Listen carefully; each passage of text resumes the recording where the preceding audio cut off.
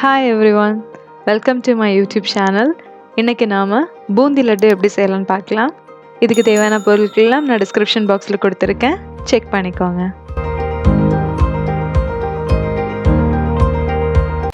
First மாவு ready பண்ணிடலாம். அதுக்காக 1.5 கப் கடலை மாவு எடுத்திருக்கேன். ஒரு பிஞ்ச் பேக்கிங் சோடா ஆட் பண்ணிக்கோங்க. இதை நல்லா கலந்து விட்டுடலாம்.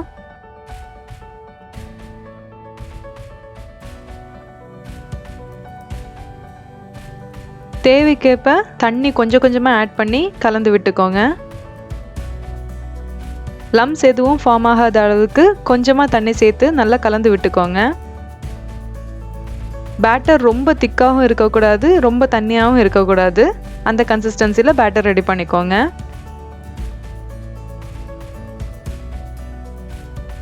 கொஞ்சமாக எல்லோ ஃபுட் கலர் சேர்த்துருக்கேன், கலர் வர்றதுக்காக. இதை நல்லா மிக்ஸ் பண்ணி விட்டுடுங்க.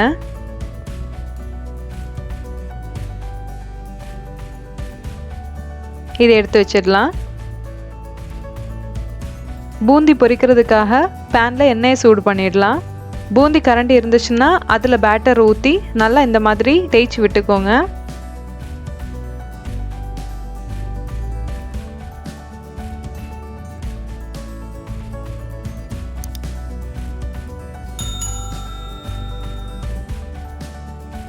பூந்தி பொரிஞ்சதும் அதை எடுத்துடுங்க. லட்டு செய்யும்போது பூந்தி ரொம்ப பொரியாமல் பார்த்துக்கோங்க. கொஞ்சமாக பொரிஞ்சதும் அதை எடுத்துடலாம். திரும்ப பூந்தி கரண்டி யூஸ் பண்ணும்போது அதை நல்லா வாஷ் பண்ணி தொடச்சிட்டு யூஸ் பண்ணுங்க. இதே மாதிரி எல்லா மாவுக்கும் பூந்தி ரெடி பண்ணிடலாம்.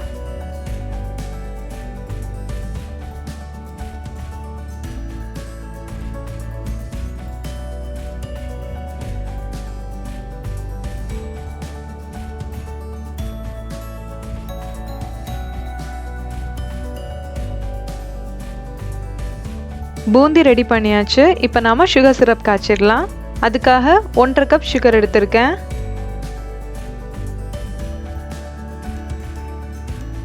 சுகர் நல்லா மூழ்கிற அளவுக்கு தண்ணி சேர்த்துக்கோங்க. நல்லா கரையிறது வரைக்கும் கலந்து விட்டுக்கோங்க.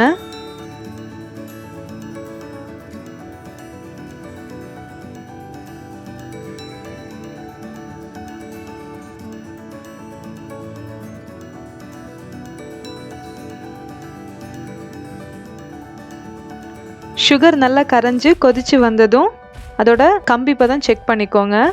ஒரு கம்பி பதம் வந்துச்சுன்னா ஸ்டவ்வை ஆஃப் பண்ணிவிடுங்க. இதில் நாம் ஃப்ரை பண்ணி வச்சுருந்த பூந்தி எல்லாத்தையும் சேர்த்துடலாம்.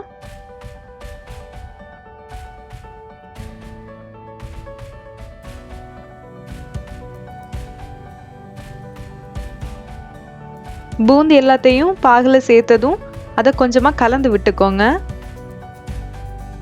5 minutes அப்படியே இருக்கட்டும்.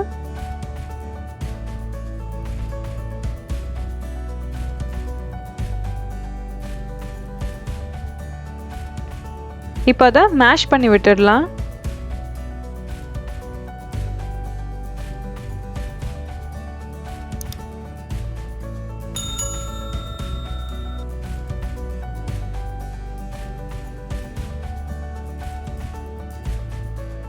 இப்போ இதில் 10 cashew, 1 டேபிள்ஸ்பூன் raisins ஆட் பண்ணியிருக்கேன்.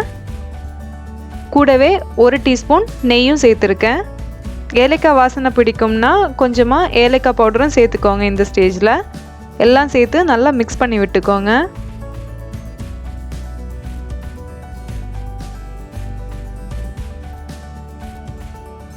கையில் லேசாக நெய் தடவிக்கோங்க. இப்போது சின்ன சின்ன உருண்டைகளாக லட்டு செய்ய ஆரம்பிச்சிடலாம்.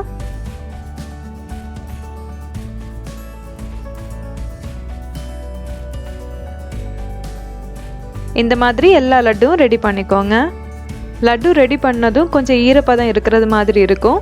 கொஞ்சம் ஆறுனதுக்கு அப்புறமா எடுத்தீங்கன்னா திக் ஆகிடும். சாப்பிட்றதுக்கும் ரொம்ப டேஸ்ட்டாக இருக்கும். ரொம்ப சுவையான இந்த லட்டுவை நீங்கள் வீட்டிலேயே செய்து பார்க்கலாம். இந்த ரெசிபியை நீங்கள் ட்ரை பண்ணி பார்த்துட்டு எனக்கு உங்களுடைய கமெண்ட்ஸை சொல்லுங்கள். இந்த வீடியோ உங்களுக்கு பிடிச்சிருந்தனா லைக் பண்ணுங்கள், கமெண்ட் பண்ணுங்கள், ஷேர் பண்ணுங்கள்.